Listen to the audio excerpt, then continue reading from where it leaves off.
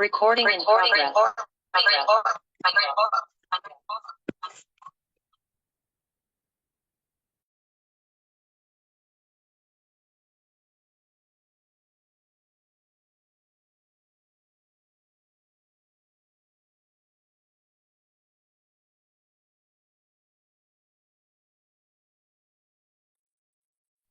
Bueno, muy buenas noches a todos. Vamos a dar inicio a la clase de meningitis bacteriana y de ITU. ¿Todos me escuchan? ¿Ven mi pantalla? Sí, doctora. Sí, Sí, doctora, buenas. doctora. Bueno, entonces damos inicio a la clase. En la meningitis aguda, tenemos que saber en realidad que todas las infecciones del sistema nervioso central van a estar asociados a mortalidad alta cuando no es tratada a tiempo. Y vamos a tener microorganismos atípicos, ¿no? Que son los que van a generar esta infección, porque no debería afectarnos tanto, ¿no? No debería haber una infección del sistema nervioso central en una persona sana y demás, que bueno, vamos a ir viendo más adelante esos detalles. ¿Qué síntomas vamos a tener con frecuencia? Cefalea, náuseas, vómitos, anorexia, fotofobia, irritabilidad. Los signos específicos del sistema nervioso central también van a ser fiebre, dolor, rigidez cervical, que esto se presenta más en niños grandes, en menores de 1 año. Es difícil que encontremos rigidez cervical. La focalización cuando presenta crisis epiléptica, luego el paciente no puede mover la mitad de su cuerpo, ¿no? La obnubilación, el coma, incluso podemos llegar a ese punto.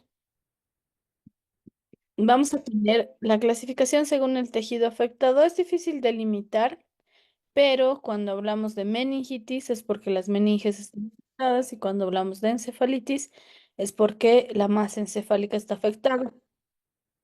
Entonces, generalmente cuando tenemos una infección que ha atravesado la barrera hematoencefálica, ¿no? Va a afectar sobre todo las meninges inicialmente. Por eso es que denominamos más meningitis a estos cuadros infecciosos, pero también se los puede denominar meningoencefalitis porque también afectará la masa encefálica.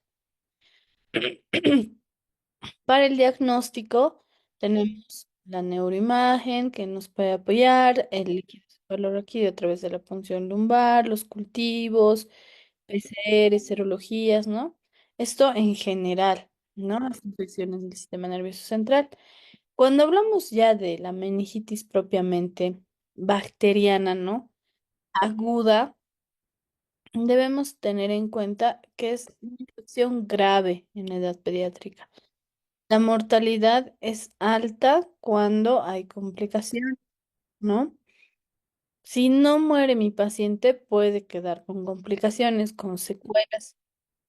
¿Y cómo puedo evitar esto? Con algo tan fácil, ¿no? Las vacunas. Es algo que debemos concientizar siempre que podamos, es que los niños tengan sus vacunas completas, porque nos puede evitar muchas de estas enfermedades. ¿Cuáles son los factores de riesgo? La ausencia de inmunidad previa, ¿no?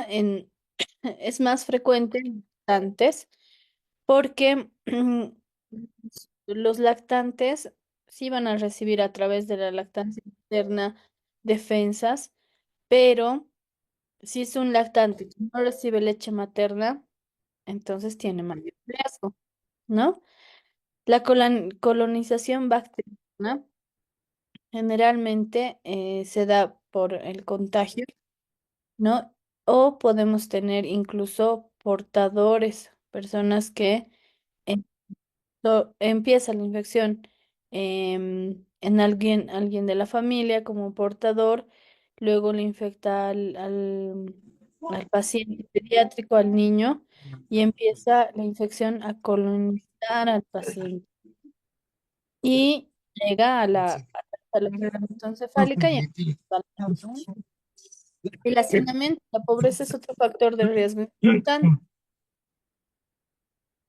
Se ha visto que en los lactantes, el meningococo, la infección, sus micrófonos apaguen, porfa.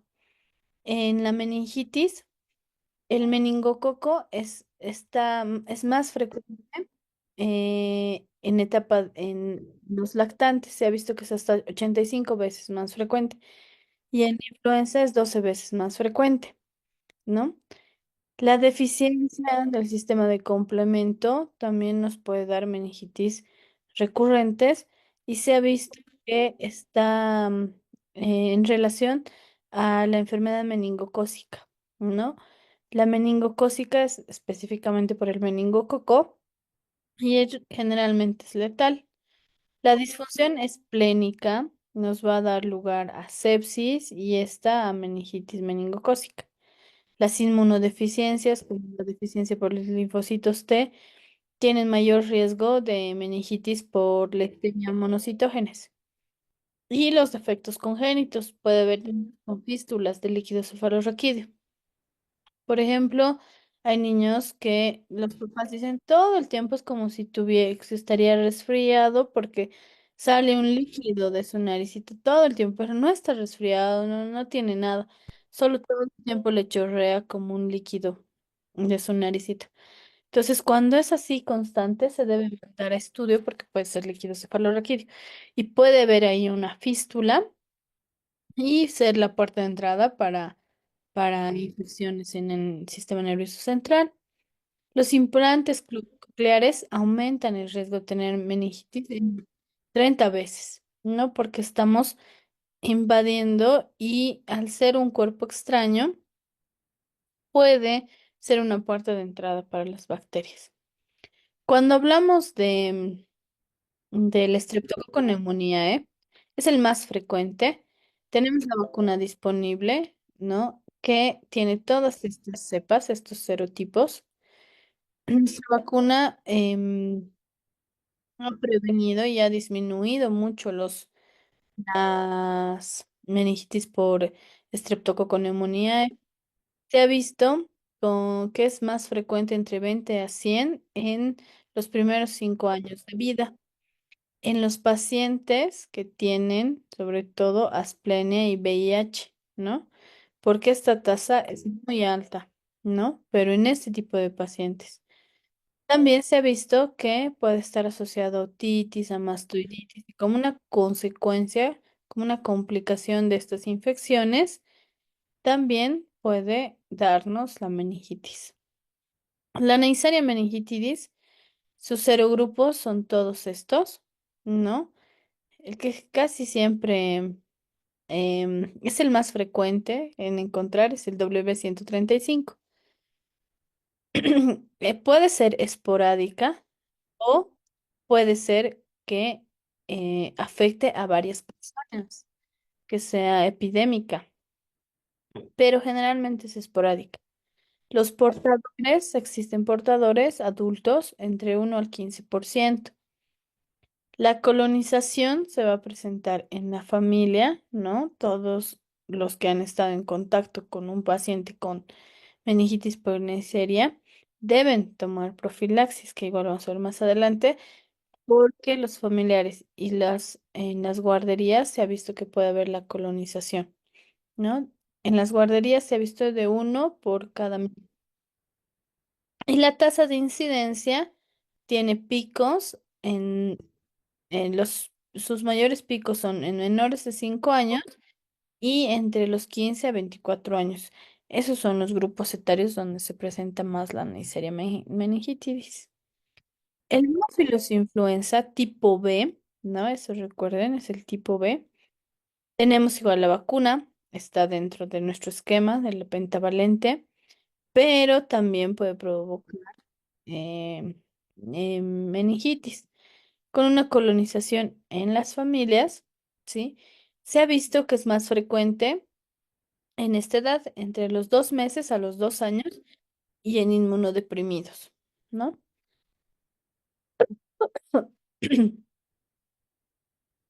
¿Qué tenemos que recordar? Que se va a generar, que se ha visto en la anatomía patológica, un exudado meningio purulento alrededor de todos estos espacios, de las venas cerebrales, de los senos venosos, de la convexidad, de la fisura de Silvio, de la médula espinal. Todo esto está recubierto por las meninges. Están alrededor las meninges. Entonces, por eso está ese exudado. Luego va a generar una ventriculitis. Los ventrículos son los espacios donde se va a generar el líquido cefalorraquídeo y estos espacios van a estar inflamados, algunos incluso pueden llegar a tener dilatación de los ventrículos porque porque en este lugar es donde las bacterias se están multiplicando.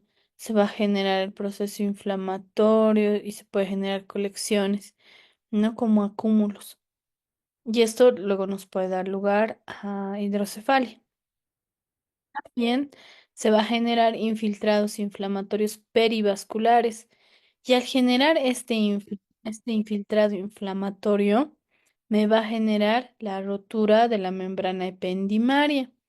Al romperse esta membrana, que es como la protección de nuestro cerebrito, entonces ya ha sido completamente invadido y ya está generando lesiones a nivel del cerebro.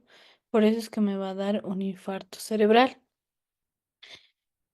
En la autopsia que se ha encontrado infiltrados, ¿no? De polimorfonucleares. Por eso igual en el líquido cefalorraquídeo vamos a encontrar esto, polimorfonucleares. También se ha visto que se genera una trombosis de venas corticales, la oclusión de los senos venosos, la arteritis necrosante, la necrosis cortical cerebral. En la fisiopatología, cuando tenemos esta lesión, ¿no? Endotelial, ¿qué va a haber? Va a haber que las citocinas, ¿no? Proinflamatorias, las sustancias proinflamatorias van a incrementar. Esta lesión endotelial antes tenemos que saber que se va a producir por una bacteremia ¿no? La presencia y posterior la presencia de las bacterias en el líquido cefalorraquídeo. Por eso es que vamos a tener incremento de las proteínas en el líquido cefalorraquídeo.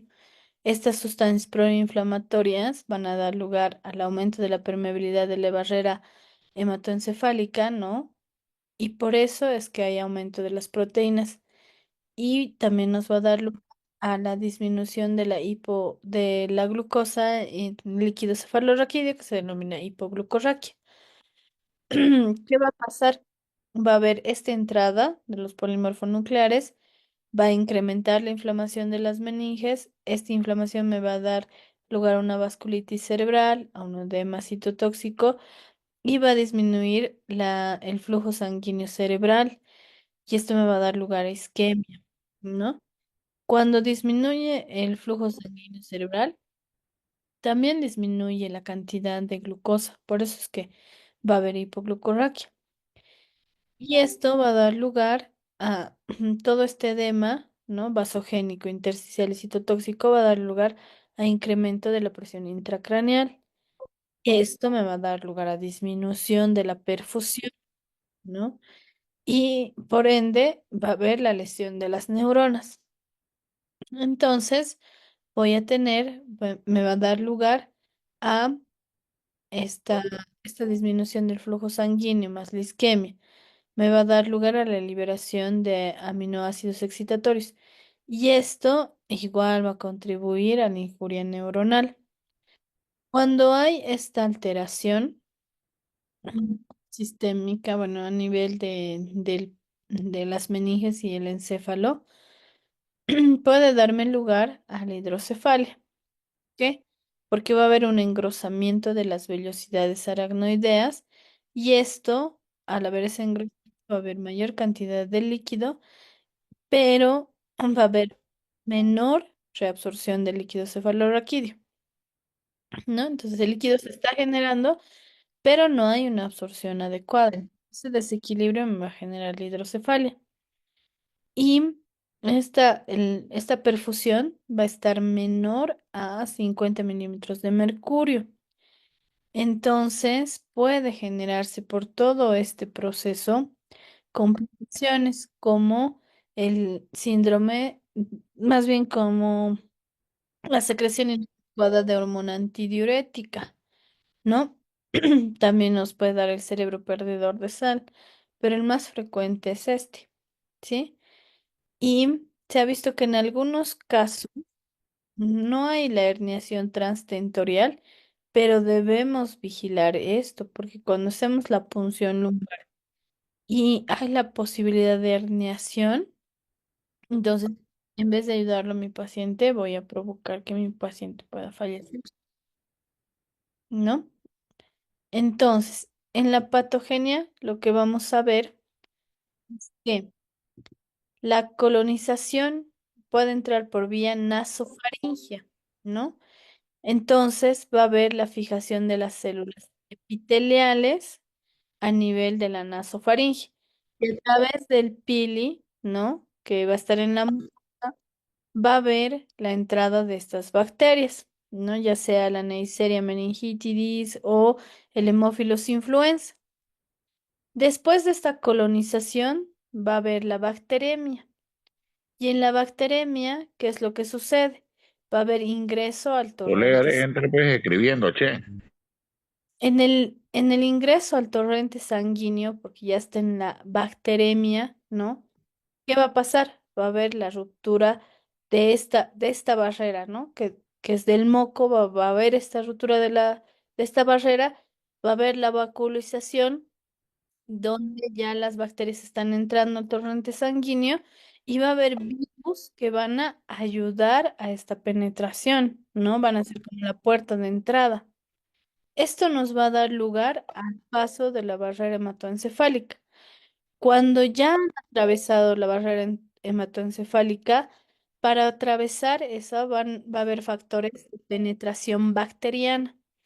Entonces, van a utilizar estos mecanismos, va a incrementar la cantidad de las bacterias y estas van a atravesar vía transcelular, paracelular o van a utilizar los caballos de Troya, ¿no? Van a utilizar incluso a los mismos fagocitos para ingresar, para atravesar esta barrera hematoencefálica. Una vez que han atravesado la barrera hematoencefálica, va a haber la penetración a nivel del sistema nervioso central Y cuando ya han atravesado, ¿no? Cuando ya están en el sistema nervioso central, me van a dar la infección. Entonces, ¿qué es lo que va a pasar? Van a atravesar el plexo coroideo, las meninges, el espacio subaracnoideo, van a estar y en el líquido cefalorraquídeo extracerebral y se van a empezar a multiplicar. Esto me va a dar lugar a una respuesta inflamatoria importante. Va a haber infiltración de los neutrófilos, va a haber aumento de la permeabilidad vascular, va a haber alteración de la barrera hematoencefálica y me va a dar la trombosis vascular. Entonces, todos estos procesos, si ustedes se dan cuenta, ha empezado de una simple colonización. Entonces, y ha llegado a darnos ya la meningitis como tal. ¿Qué manifestaciones voy a tener? Las más, nos habla de dos patrones, ¿no? Las más frecuentes y las menos frecuentes. Las más frecuentes, pues, la fiebre, síntomas gastrointestinales, síntomas de la vía respiratoria, signos inespecíficos del sistema nervioso central, como el letargo, la irritabilidad. Y los menos frecuentes son cuadros ya más severos, como un shock súbito, la púrpura, la coagulación intravascular diseminada, disminución de los niveles de conciencia, finalmente como muerte, ¿no? Entonces, cuando tengo estos síntomas iniciales, debo ya pensar en esta entidad y debo actuar de manera rápida. En la infección sistémica, ¿no? Que hemos visto que va a puede empezar con una infección de vías respiratorias altas, entonces me va a dar síntomas de vías respiratorias altas, pero mi paciente va a empezar a deteriorarse, ¿no? Va a haber la fiebre, la ¿Cómo, persistente fiebre, astenia, anorexia, cefalea, ¿no? cómo lo Mialgias, medimos? artralgias, ¿Mm? taquicardia, hipotensión.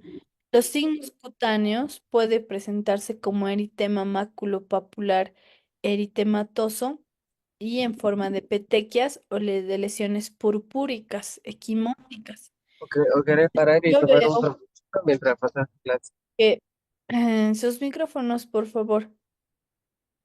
Si yo veo que mi paciente está en este proceso con todos estos síntomas, debo sospechar. Si se dan cuenta, no son específicas, ¿no? Del sistema nervioso central, pero ya es una alerta, entonces debo pensar en estos síntomas. ¿Ya? Para Entonces, más detalles sobre este caso, Paola Araúz se encuentra con la... Nada, adelante, Paola. ¿Qué es lo que vamos a ver Detalles dentro de sobre su sus gobierno. micrófonos, por favor? Finalmente, ¿cuántas personas han resultado prendidas en torno a este hecho? Bien, buenos días. Informar a la ciudadanía de que el 19 de Sus noviembre... micrófonos. Bueno, vamos a tener la irritación meningia. Cuando tengo una irritación meningia franca, pero esto se presenta más en niños mayores de 1 año incluso ya puedo presentar, pero sobre todo es en niños más grandes, la rigidez de nuca, el dolor de espalda, vamos a tener los signos de Kerning y de Brudzinski. El de Kerning, ¿qué es lo que debo hacer? Mi paciente recostado, elevo la, la pierna, una pierna en 90 grados y extiendo la pierna. Al extender, el paciente va a sentir incomodidad, dolor, puede incluso querer levantarse, ¿no? Porque va a sentir mucho dolor. Y en el Brudzinski, yo elevo la cabeza de mi paciente y automáticamente va a flexionar sus pies, ¿no? Entonces, ¿por qué? Porque es como que las meninges van desde el encéfalo y van toda la médula. Entonces, están como más rígidas porque están inflamadas. Y cuando se estiran, generar dolor. Va a haber también aumento de la presión intracraneal, ¿no? ¿Y qué síntomas me van a dar? Cefalea, la fontanela va a estar prominente, puedo tener parálisis del nervio motor ocular común, la hipertensión, ¿no? Con bradicardia, me va a dar, ya nos está dando la tríada de Cushing que lo habíamos visto antes, ¿no? Me va a dar apnea o mi paciente puede estar hiperventilando. Puede incluso ya estar mi paciente en postura de decorticación o incluso coma. También puedo tener convulsiones, crisis epilépticas. Estas pueden ser focales o generalizadas. Se presenta en el 20 a 30% de los pacientes y me puede dar cerebritis o infartos o trastornos electrolíticos. Cuando me dan los trastornos electrolíticos, debo pensar en el síndrome, en la secreción inadecuada de hormona antidiurética o en el cerebro perdedor de sal, porque ya se está alterando. También se ha visto que si estas crisis solo me duran los primeros 4 días, se presentan en los primeros 4 días del diagnóstico de la meningitis, generalmente tiene buen pronóstico en relación a las crisis epilépticas. Pero si ya estas crisis me duran más de 4 días, son refractarias al tratamiento, es difícil controlar, entonces de mal pronóstico, porque me está diciendo que el encéfalo está inflamado y que se está generando mayores lugares de infarto, lesiones en el cerebrito. También voy a tener alteración del estado mental, lo que habíamos visto. Cuando incrementa la presión intracraneal, me va a generar la cerebritis y la hipotensión en el paciente. La irritabilidad, letargo, ¿no? Mi paciente va a tener momentos en los que está muy irritable, desconoce a la familia y otros momentos en los que no despierta, ¿no? Puede estar estuporoso, obnubilado. Cuando el paciente llega a coma es de mal pronóstico, ¿no? Y hay algo que se denomina el touch cerebral, que es el dermografismo, como pueden ver aquí en la imagen. Si nosotros le raspamos la piel, ¿no? Podemos hacer letras, números, lo que ustedes quieran, ¿no? Me va a dejar así, se va a elevar. Eso se denomina el dermografismo. Nos va a hacer una estría elevada que se va a presentar a los 30 a 60 segundos de haber pasado. Este igual es una alteración que se puede presentar en la meningitis. Y también habíamos visto las lesiones, ¿no? Que se pueden presentar. ¿Cómo voy a hacer el diagnóstico? Para el diagnóstico, lo principal es la clínica, ¿no? Que ya hemos hablado. Lo segundo es la punción lumbar.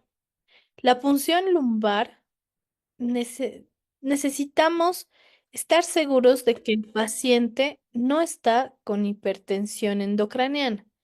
Porque si está con incremento de su presión a nivel del encéfalo y yo le hago la punción, mi paciente puede morir. ¿Por qué? Porque se va a generar herniación. Estoy cambiando la presión tan rápido que se va a herniar a nivel del tallo y mi paciente puede llegar a fallecer. Entonces, si mi paciente por eso es que tengo que tener muy en cuenta las contraindicaciones. Si mi paciente tiene aumento de la presión intracraneana, tiene parálisis del tercer par o séptimo par, estos pares, cuando hay parálisis, puede estar herniándose ya.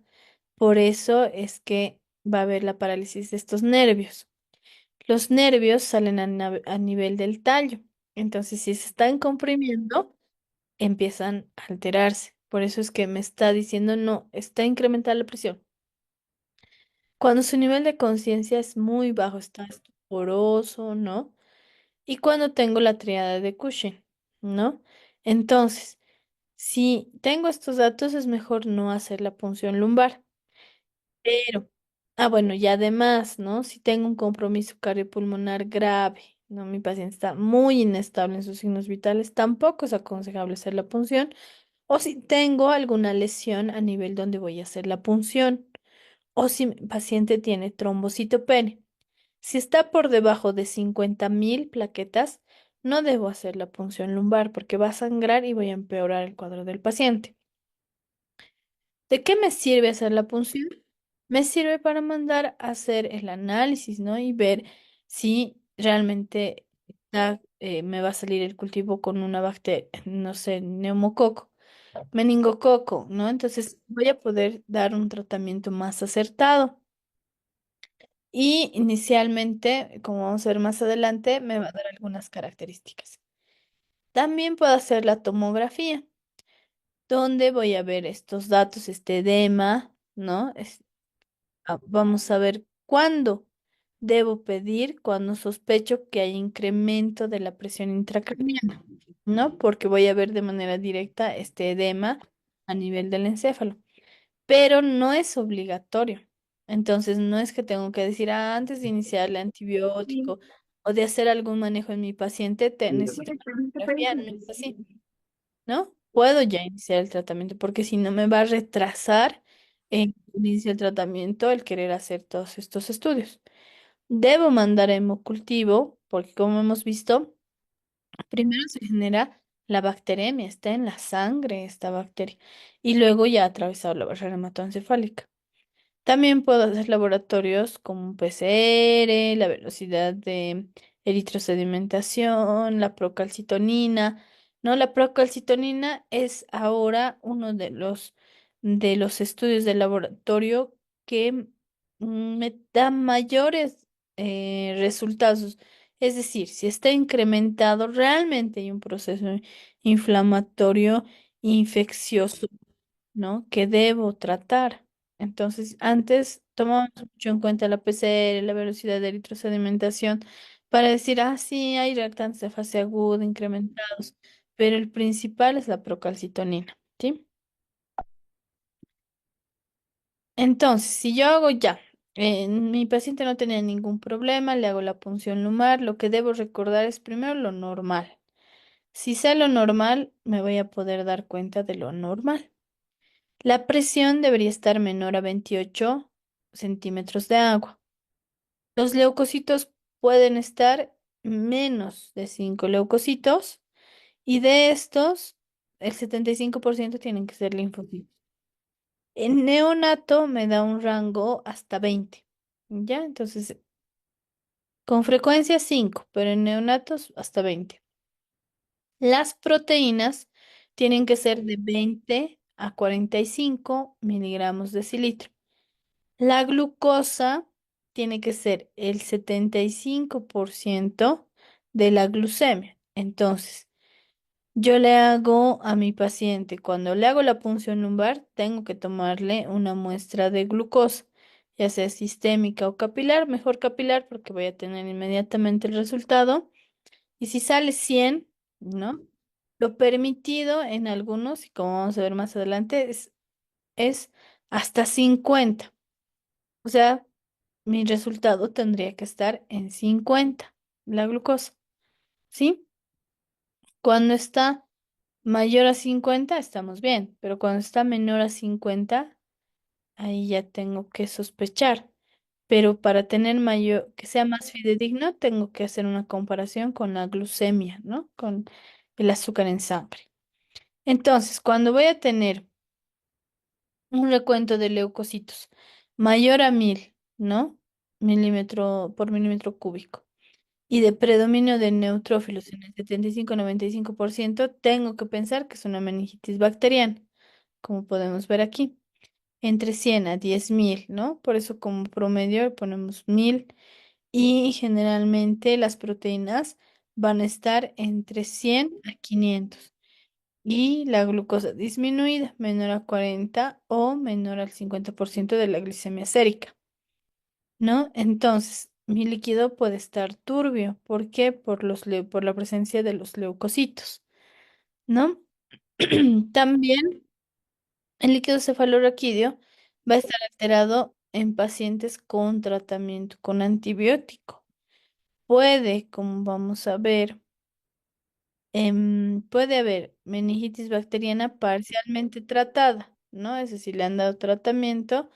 Puede encontrar pleocitosis, va a haber el predominio de los neutrófilos, las proteínas aumentadas y la glucosa disminuida. Ya los valores, ¿no? Ya son menores, de 100 a 10.000. Ya en la que ha sido tratada, la que le han iniciado el tratamiento va a ser entre 5 a 10.000. pero el predominio es nucleares. Las proteínas van a seguir elevadas, la glucosa va a estar disminuida, pero también puede salir ya normal, ¿no? Porque ya les instauraron el tratamiento. Cuando es por la meningitis viral, ¿no? Mm, También voy a tener alteración, pero es más frecuente en la viral que casi todo me salga dentro de los rangos. Puedo tener leucocitosis, ¿no? Mayor a 1000. Las proteínas van a estar entre 50 a 200, entonces, si se dan cuenta, está nomás cerca de la normalidad. Y la glucosa puede estar normal. Entonces, si un líquido ese valor que me sale normal, tengo que pensar que puede ser algo viral, ¿sí? Ahora, tenemos otros tipos de meningitis, como la tuberculosis, la fúngica y por sífilis. Entonces, en estas también van a estar elevadas. em, los leucocitos de 10 a 500 igual polimorfonucleares, ¿no? En la fúngica, igual polimorfonucleares, ¿ya? Pero en la de el sífilis, la predominancia es de linfocitos, ¿sí? Las proteínas igual van a estar incrementadas en la meningitis tuberculosa de 100 a 3000. En la fúngica no tanto, de 25 a 500, y en de sífilis tampoco tanto, de 50 a 200. Las glucosas van a estar disminuidas, ¿no? Pero también pueden estar en la sífilis normal, ¿sí? Pero bueno, en realidad lo que nos interesa en este capítulo es la bacteriana. Esto recuerden, ¿sí? No se olviden. Entonces, cuando el procedimiento es traumático, cuando hay sangre en el líquido cefalorraquídeo porque hice una punción traumática, mis resultados se pueden alterar, ¿no? Entonces ya no es tan fidedigno cuando hemos tenido una punción alterada. Pero de todas formas me sirve para el cultivo porque igual va a desarrollar la bacteria. Dentro de las bacterias que tenemos están el Streptococcus pneumoniae, la Neisseria meningitidis, el Haemophilus influenza tipo B, que ya los habíamos visto. Y los más raros son estos, ¿no? Tuberculosis, nocaria, parasitosis. Pero en nuestro medio tenemos que pensar en tuberculosis, no es algo muy infrecuente en nuestro medio, ¿no? Entonces, si vamos a averiguar las características en la meningitis o en la meningoencefalitis amebiana, igual los leucocitos están incrementados, las proteínas de 50 a 500, la glucosa puede estar normal o ligeramente disminuida. Entonces, debo diferenciar con los abscesos cerebrales. Los abscesos cerebrales me van a dar también alteración del líquido cefalorraquídeo, pero no va a haber tanta alteración. Entonces voy a tener los leucocitos de 5 a 200. Y cuando voy a tener el empiema subdural, voy a tener igual alteración de los leucocitos de 100 a 5000. Entonces igual voy a tener estas alteraciones, pero estos están más circunscritos. Entonces no me van a dar tanta alteración de la glucosa y las proteínas tampoco van a estar tan elevadas como habíamos visto en las que son bacterianas. En las no infecciosas, como en el lupus, en tumores y demás, generalmente las células van a estar normales, pueden estar en cero incluso. Las proteínas también van a estar casi normales y la glucosa va a estar normal. Entonces, debo sospechar también incluso en las causas no infecciosas en mis pacientes. Cuando voy a mandar el líquido ya a estudio para buscar qué bacteria puede ser, puedo mandar, si estoy pensando en cosas específicas como micobacteria, tengo que poner que necesito la tinción carbolfucina de Quinjon para que me lo vean, para que me busquen a la micobacteria. Y tinta china cuando estoy viendo hongos, sospechando de hongos. Cuando quiero que me detecten criptococos, tengo que pedir la detección de antígenos para criptococo. Y serologías específicas para sífilis, para virus del Nilo occidental, arbovirus, ¿no? ¿Cuál es el tratamiento? Primero, reconocer rápidamente, porque como muchos han debido escuchar mucho esta frase, el cerebro es tiempo. Si yo hago rápido mi tratamiento, reconozco que este paciente se está deteriorando neurológicamente, el inicio de tratamiento en base a nuestra epidemiología y demás, mi paciente puede tener un buen pronóstico, pero si retraso, entonces va a empeorar su pronóstico.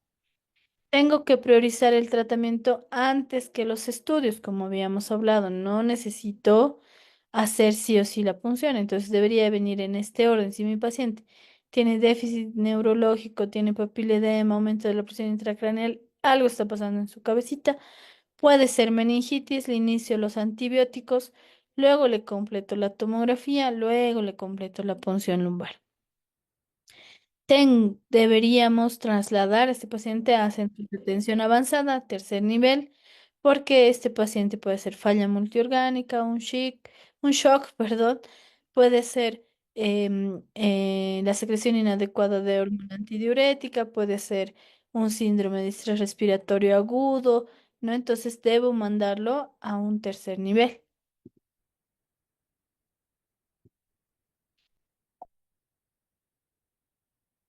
¿Qué antibióticos debo utilizar? ¿No? Los antibióticos de primera elección son las cefalosporinas de tercera generación y puedo asociar a vancomicina, ¿no? Dentro de estos está la ceftriaxona, que se da una dosis de 50 miligramos por kilo dosis cada 12 horas, y la vancomicina 60 miligramos kilogramo día. Si mi paciente es alérgico, puedo darle meropenem a 40 miligramos kilogramo dosis cada 8 horas y es alérgico a las cefalosporinas, a los betalactámicos. ¿Sí? Tenemos todos estos antibióticos que puedo utilizar en la etapa neonatal y en la etapa de los lactantes. Realmente en la etapa neonatal lo que utilizamos más es la ampicilina asociada a gentamicina, ¿no?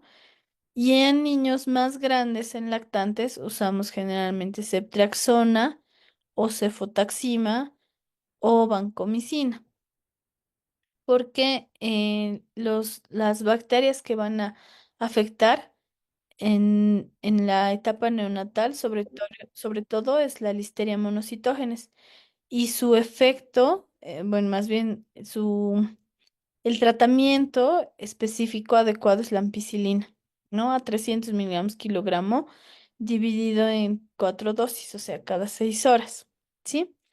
La Neisseria meningitidis es más sensible a la penicilina y a las cefalosporinas. Y el Haemophilus influenzae es más bien resistente a la ampicilina.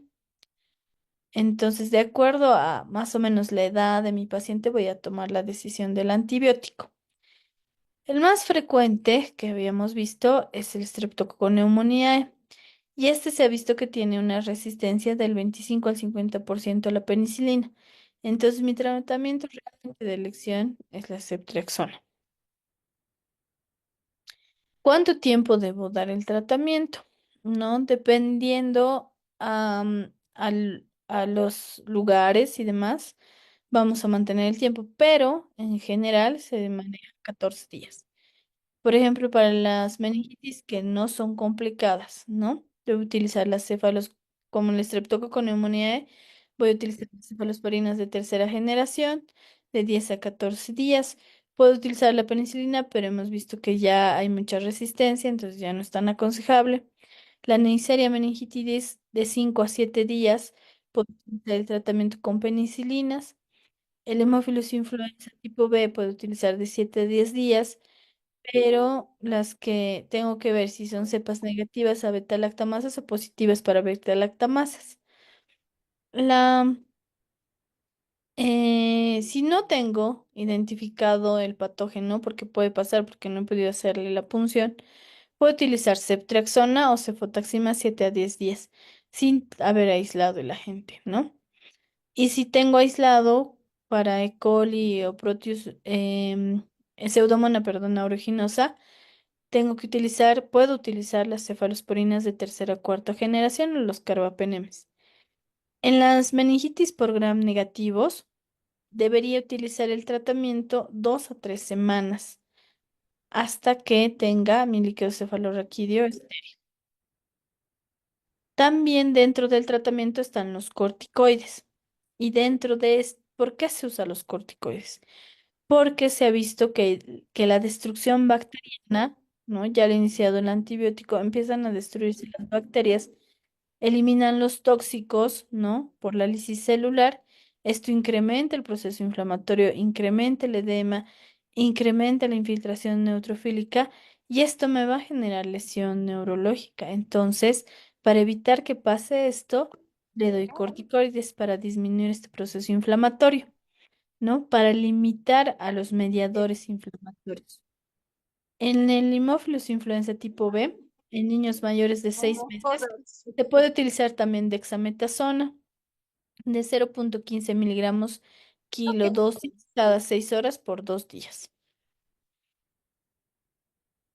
¿Cuáles son las complicaciones agudas, no? Que convulsione mi paciente, aumenta la presión, la parálisis de los nervios que habíamos hablado, del 3 y del 7 puede tener un ictus o herniación. La acumulación subdural en el 10 al 30% se presenta en los lactantes y que me va a dar fontanelas prominentes, la diástasis de estas suturas, emesis, ¿no? Mi paciente va a empezar a vomitar, fiebre. En la secreción inadecuada de hormona antidiurética, ¿qué me va a generar? Hiponatremia, va a haber disminución de la osmolaridad sérica, ¿no? Y va a haber un aumento del edema cerebral. También va a haber fiebre persistente que puede tardar en desaparecer hasta 7 días. En algunos casos se prolonga hasta 10 días, en el 10% de los casos. Y esta puede deberse a infecciones intercurrentes, es decir, ya le dio la meningitis, pero como está tan debilitado su sistema inmunitario del paciente, aprovechan otras bacterias y también les da neumonía, les da otros procesos infecciosos o por efectos de los fármacos. También como complicación vamos a tener a la anemia, la trombocitosis, eosinofilia, dándome lugar también a la supresión de la médula ósea. El pronóstico va a depender de el diagnóstico precoz, el tratamiento, las medidas de soporte, ¿no? Si yo he hecho todo bien, va a tener un buen pronóstico y la mortalidad va a ser del 10%.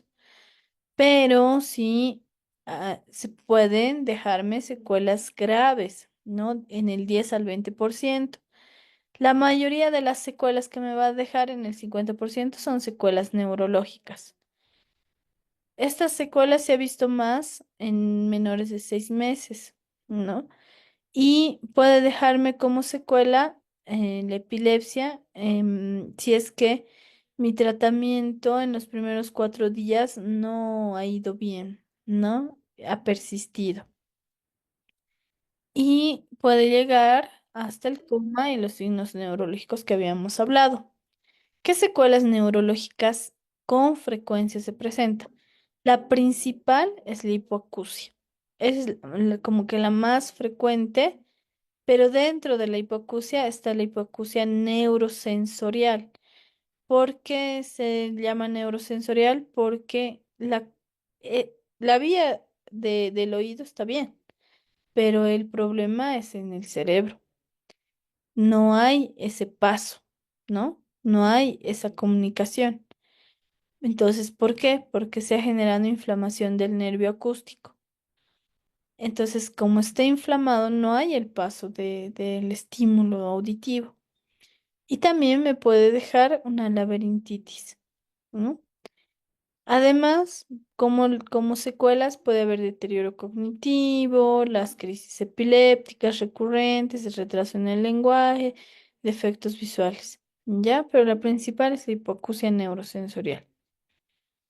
¿Cómo voy a prevenir con la vacuna? ¿no? Hemos visto que la vacuna realmente es la que nos va a proteger y la quimioprofilaxis en el caso de que he encontrado la Neisseria, entonces tengo que pensar en mis pacientes contacto, ¿no? ¿Con quién se ha estado en contacto?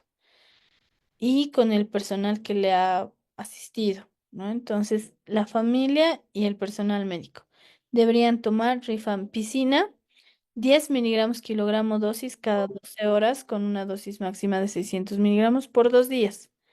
Si no tengo esa opción, puedo tomar la ceftriaxona en menores de 15 años, 125 miligramos, y en mayores de 15, 250 intramuscular. Una dosis, dosis única.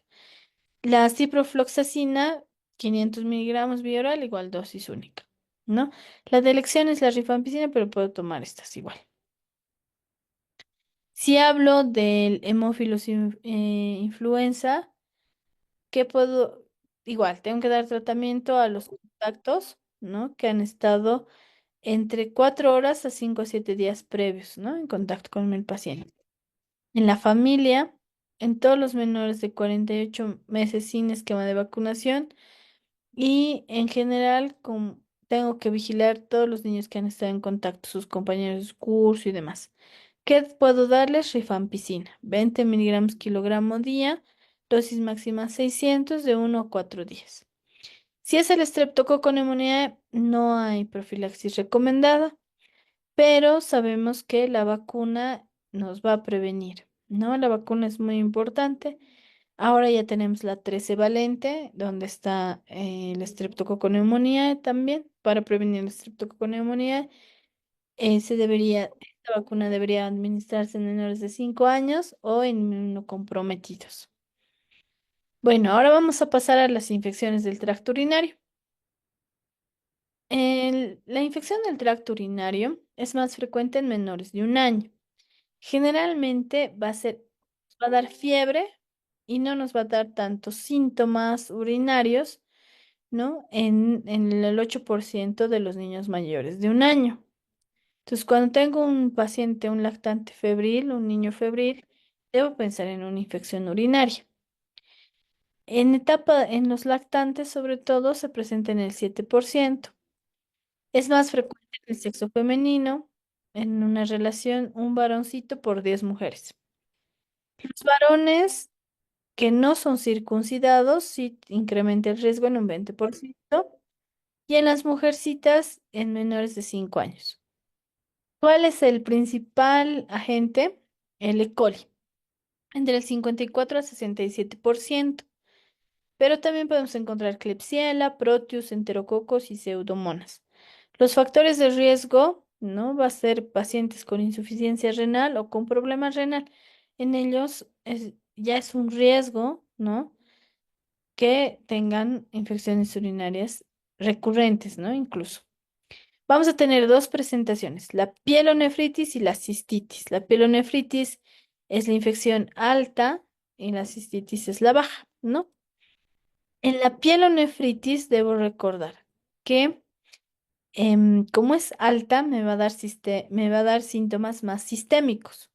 Entonces va a haber dolor abdominal, va a haber fiebre, que puede estar incluso mayor a 39 grados y no voy a encontrar otro foco. En los varones se ha visto que dura 24 horas, en las mujeres 48 horas. Va a haber un malestar general, mi paciente va a estar con náuseas, vómitos, hiporexia, ¿no? Diarrea incluso se puede presentar. No, el paciente va a estar irritable, con fiebre, no va a comer, va a estar deshidratado, va a haber esa pérdida de peso por deshidratación, porque es una pérdida de peso agudo. Incluso los ictéricos, ¿no? Entonces, debo pensar en pielonefritis aguda, porque no, o cuando tengo fiebre sin un foco claro. En esta puede presentarse estas complicaciones en la pielonefritis, como la nefronia lobar aguda, que es la nefritis lobar aguda, donde voy a ver una masa, ¿no? Localizada en el parénquima renal que se debe a que este proceso infeccioso está generando que el parénquima, que todo el parénquima esté inflamado y que incluso se pueda luego llegar a abscedar, ¿no? Y me va a dar los mismos síntomas, ¿no? El absceso, ya cuando pasa a ser absceso renal, este se va a generar por diseminación del Staphylococcus aureus. Generalmente es más frecuente en el lado derecho y es unilateral, no me va a afectar los dos riñoncitos y va a estar encapsulado. Ya voy a ver la cápsula. Estos van a llegar a terminar, una vez que pase el cuadro infeccioso, me va a dejar una cicatriz como una herida, la cicatriz renal. También puedo tener absceso perirrenal, o sea, no necesariamente en el riñón, sino alrededor. Y va a ser una infección del área perirrenal y generalmente no va a estar encapsulada, entonces va a estar afuera del riñoncito. Y también voy a tener la pielonefritis granulomatosa, que son cálculos, ¿no? Por infección del Proteus o del E. coli. Entonces se generan así cálculos. Cuando hablo de la cistitis, que es baja, entonces va a ver la afección a nivel de la vejiga, este no me va a dar síntomas sistémicos, me va a dar más síntomas más localizados. Entonces va a haber disuria, el paciente va a tener mucho dolor al orinar, porque va a estar inflamada toda esa región, y por esa inflamación tienen sensación de que quieren ir al baño. Entonces hay la urgencia miccional o entran o empiezan a orinar más, ¿no? Entonces va a haber la poliaquiuria, va a haber dolor suprapúbico, va a haber incontinencia, algunos por el dolor ya no quieren orinar, ¿no? Y las orinas van a ser fétidas o de mal olor. En la cistitis hemorrágica, ¿no? Cuando ya ha habido sangrado, generalmente se da por la E. coli o por el adenovirus tipo 11 o 21. Esta es más frecuente en varones que no tienen la circuncisión y generalmente la hematuria va a pasar al cuarto día. Puede estar presente cuando estamos con tratamiento inmunosupresor. Por alguna razón está tomando corticoides, no prednisona y puede darnos una cistitis hemorrágica. Voy a tener la cistitis eosinofílica o intersticial. Eosinofílica se va a presentar igual con hematuria. La intersticial se va a presentar más con síntomas irritativos, lo que habíamos hablado. Disuria, ¿no? Polaquiuria. ¿Qué es lo que pasa? La infección es ascendente porque, como hemos visto, la vía urinaria y la vía por donde salen las heces, ¿no? El ano, están muy cerca en las mujeres. Entonces, por eso es más frecuente en las mujeres, porque esas heces van a ir a a la uretra y entonces van a empezar a subir y van a penetrar a la vejiga. Estas bacterias, por eso la E. coli que está en las heces es la más frecuente. Este ascenso, si se queda en la vejiga, cistitis. Pero si aún así sigue ascendiendo, entonces por el uréter va a llegar a darnos la pielonefritis. Y esta también puede deberse a diseminación hematógena. Es más raro. La vía ascendente es la más frecuente, ¿no? Los pilis o las fimbrias que están en las mucosas, esas son las que van como que ascendiendo esta bacteria. Se va como que colgando de estas fimbrias para llegar hasta el riñón. Y me puede dejar ya cuando se da la pielonefritis las cicatrices renales que habíamos visto antes, ¿no? Entonces, ¿qué factores de riesgo voy a tener?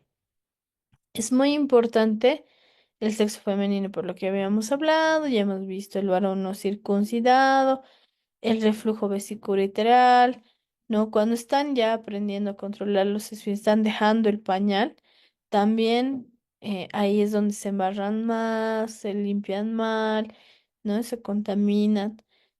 Y también menos frecuente, pero también puede deberse a la manipulación por instrumentación uretral, ¿no? O fuentes de irritación externas, como las ropas que están muy apretas, ¿no? O infestación por oxurios.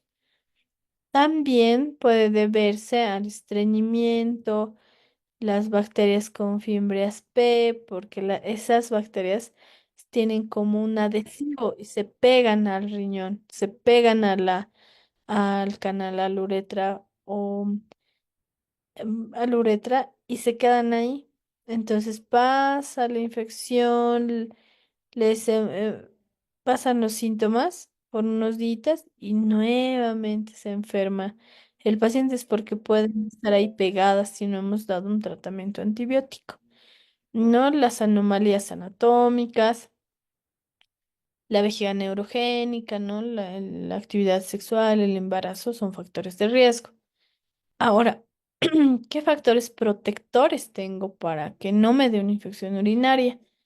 ¿No? La orina, que si se transporte el paso de la orina sea libre, porque también es como si estaría lavando y pasa. El flujo urinario tiene que ser unidireccional, no puede ir y volver, ¿no? Y la actividad antimicrobiana ureterial operativa. Tenemos bacterias, pero no tiene que haber un desequilibrio bacteriano. Por eso es que si estoy tomando algún medicamento inmunosupresor, puede generarme infecciones urinarias. El vaciado de la vejiga tiene que ser completa, ¿m? Y la resistencia perianal normal. ¿Qué cosas me van a perjudicar para que se den infecciones urinarias? Los litos, el reflujo, ¿no? Que vuelva, los problemas de la uretra, los problemas del uréter, ¿no? Me van a dar los trastornos de la vejiga, ese vaciado incompleto, que se generen divertículos, ¿no? Como bolsitas, que el mal aseo, ¿no? Las dermatitis, los baños, no se debe hacer baños de vapores y cosas así a los niños, porque es ahí que puede entrar la bacteria y ascender, ¿no? Por eso no se debe hacer baños de burbuja o con jabones irritantes. Y la fimosis también es un factor de riesgo. ¿Cómo voy a hacer? El diagnóstico es clínico, con lo que ya habíamos visto los síntomas, pero el gol estándar es el urocultivo. El urocultivo me confirma, no el examen general de orina, el urocultivo, ¿no? Y me va a dar la cepa y qué es resistente y qué tratamiento puede ser el adecuado. Sin embargo, ya puedo iniciar tratamiento cuando tengo los síntomas claros. ¿Cómo se debería tomar la muestra si es un paciente que controla los esfínteres a chorro medio? Si no controla los esfínteres, entonces puede hacerlo por sondaje o punción suprapúbica. La punción suprapúbica está sobre todo indicada en los neonatos. Puedo utilizar la bolsa, ¿no? Pero es complicado. Sin embargo, es el método que más usamos. ¿Qué voy a encontrar? Si mis nitritos y esteras leucocitarias son positivas, considero que la muestra está infectada.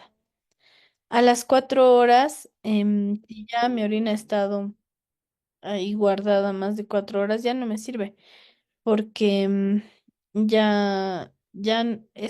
los nitritos y las esterasas se han metabolizado y no voy a encontrar, me va a salir negativo. ¿Qué voy a encontrar también en lactantes febriles? Voy a encontrar los nitritos y las esterasas también incrementadas. Puedo tener piura positiva, nitritos positivos, esterasas leucocitarias positivas. La hematuria microscópica no la diagnostica por sí, no se diagnostica por sí sola, ¿no? Pero hematuria decir que es infección urinaria, no. Si encuentro cilindros, debo pensar que hay una afección renal. Si encuentro piuria en un examen de orina, me está indicando que hay infección, me va a confirmar el diagnóstico asociado a la clínica y me va a decir que hay una posible bacteriuria asintomática si mi paciente no tiene síntomas. Voy a decir cuándo es una piuria estéril, cuando tengo leucocitos positivos, pero mi cultivo es negativo. Y se presenta generalmente en infecciones virales, cuando hay litiasis, cuando hay TB renal o abscesos renales. ¿Cuándo voy a decir que es realmente una infección urinaria positiva? Cuando mi cultivo me salga mayor a 50.000 unidades formadoras de colonia por ml del mismo germen, ¿no? De E. coli, por decirles. Cuando tenga piuria o bacteriuria y obviamente lo que hemos hablado y recalcado, la clínica. Los laboratorios son inespecíficos porque puedo tener leucocitosis o no, puedo tener neutrofilia o no, puedo tener incremento de los reactantes de fase aguda, como el BCG, la procalcitonina, PCR. De estas, les recalco nuevamente, la procalcitonina es como que la de elección. Cuando voy a hacer el análisis de la orina, se ha visto que tienen esta sensibilidad y especificidad. De estos, ¿no? Más como que que tiene mayor especificidad es los nitritos. Por eso es cuando veo nitritos positivos asociado a las otras alteraciones como la presencia de leucocitos, puedo decir que sí estamos frente a una infección urinaria. Pero los demás em, no tienen un valor tan alto como los nitritos, ¿no? Las estereases, por ejemplo, los leucocitos, las bacterias, no estos, los leucocitos y las bacterias están en segundo lugar a los nitritos, ¿sí?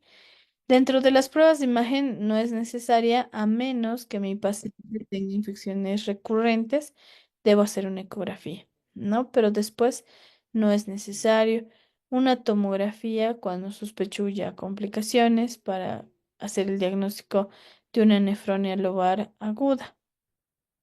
El tratamiento de la cistitis aguda generalmente no es tan grave, ¿no? Como es más bajo y no me está dando tantos síntomas sistémicos, puedo, se resuelve más rápido, doy tratamiento más para el dolor, ¿no? Para estas molestias y además puedo dar el antibiótico, ¿no? Que es el trimetoprim, metoxazol. La, mm, la dosis lo hago en relación al trimetoprim. Es de 6 a 12 miligramos por kilogramo día dividido en dos dosis, ya que la mayor cepa es E. coli, pero ahora se ha visto que hay mucha resistencia al cotrimoxazol, ¿no? Que es el trimetoprim sulfametoxazol. También puedo utilizar la nitrofurantoína de 5 a 7 miligramos kilogramo en 24 horas, repartidas en 3 a 4 dosis. Me va a cubrir la Klebsiella y el Enterobacter. Y la amoxicilina puedo utilizar también en 50 miligramos kilogramo, em, dividida en dos dosis.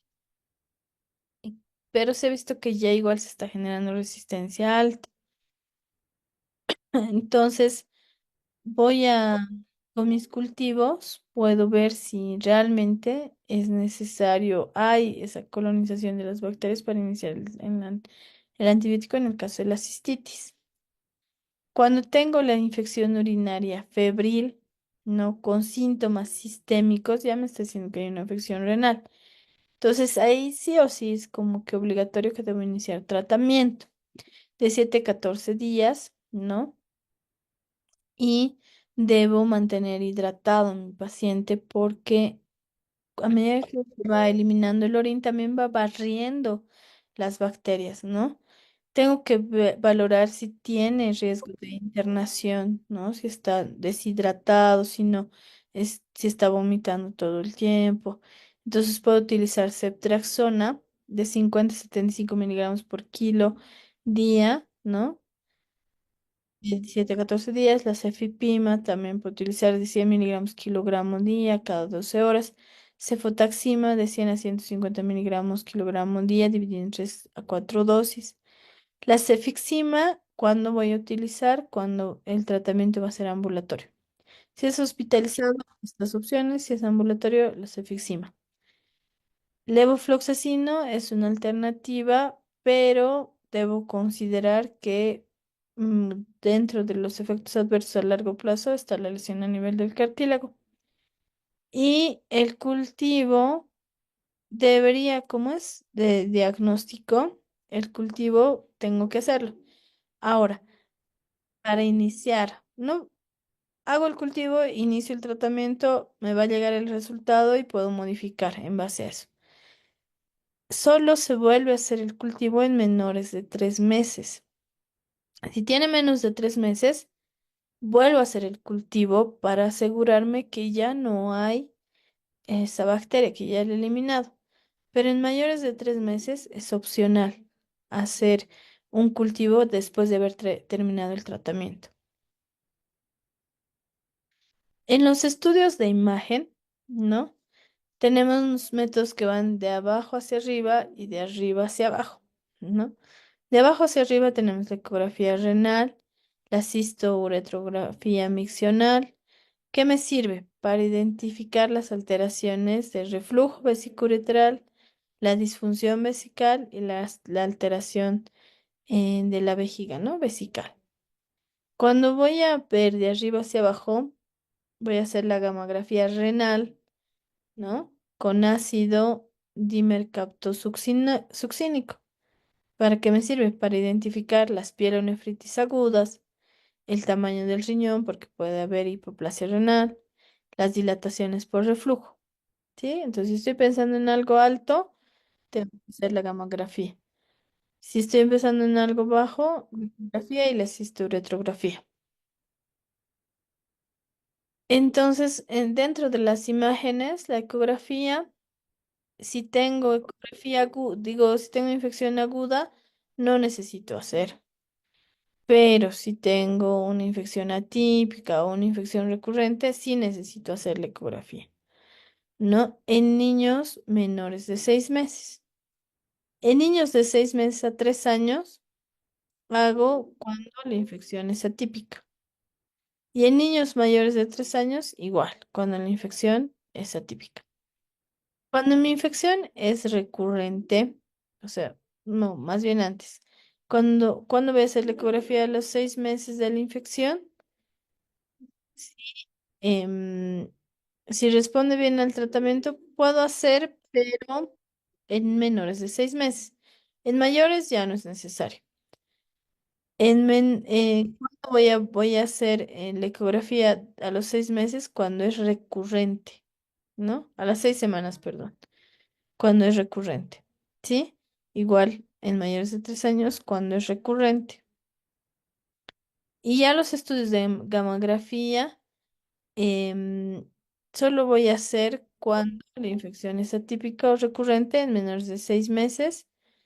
En mayores, hasta los 3 años, igual cuando es atípica o es recurrente, y en mayores de 3 años, igual cuando es atípica o es recurrente. Y el cistograma miccional, realmente hay que considerarlo.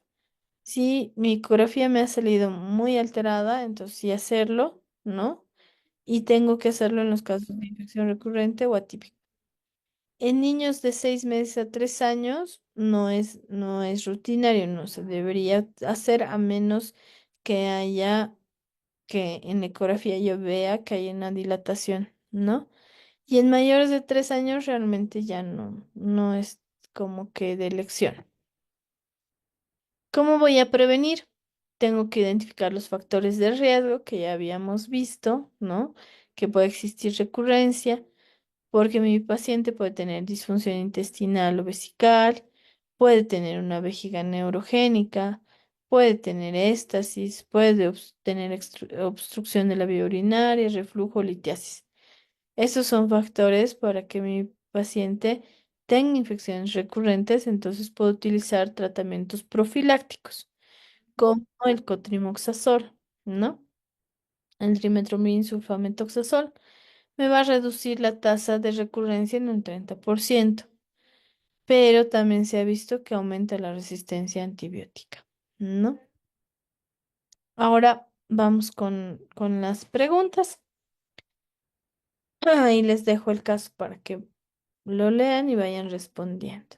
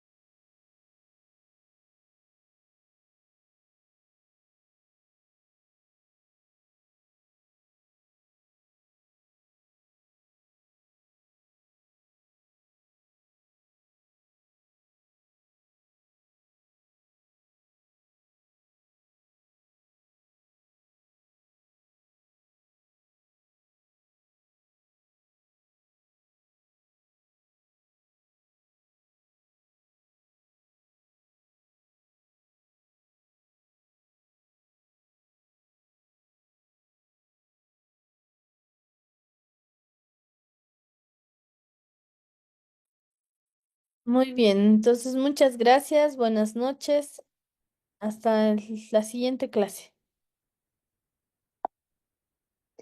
Buenas noches, doctora.